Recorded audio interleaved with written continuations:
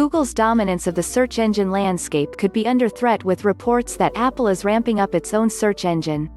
The Financial Times reports that Apple is planning to attack Google, just as the company faces intense scrutiny from antitrust authorities, who are also threatening to curb the search leader's grip on the industry.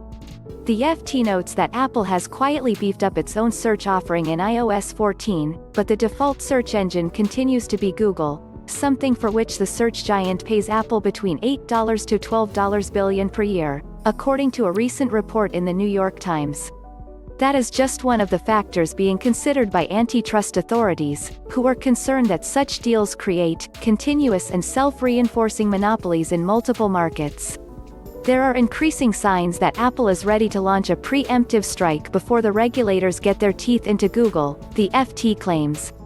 The company hired Google's head of search, John Giannandrea, over 2 years ago and has been openly recruiting search engineers since, to the point where Apple has a credible team to build a more general search engine, according to a former Google engineering chief, Bill Coffran, who spoke to the FT. There are signs that search engine may already be operational, with webmasters reporting increased activity from Applebot, the company's web crawler, which explores the web in search of new sites and content to index. Apple is one of the few companies that has the resources to take on Google.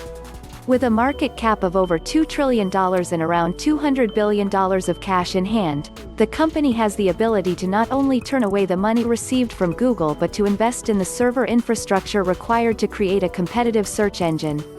An Apple search engine would almost certainly have one massive selling point: increased user privacy. Apple has made great efforts to distance itself from rivals in recent years by insisting that privacy is a fundamental human right, and one of our core values. Like rivals such as DuckDuckGo, Apple may attempt to build a search engine that doesn't store personal information nor track users across the web. That would be easier for Apple because, unlike Google, it's not reliant on advertising income, which benefits from personalized data with which to target users. The big question is whether Apple would look to open up a search engine to the world at large or restrict its usage to owners of Apple devices or browsers, making it another reason to buy iPhones, iPads and computers.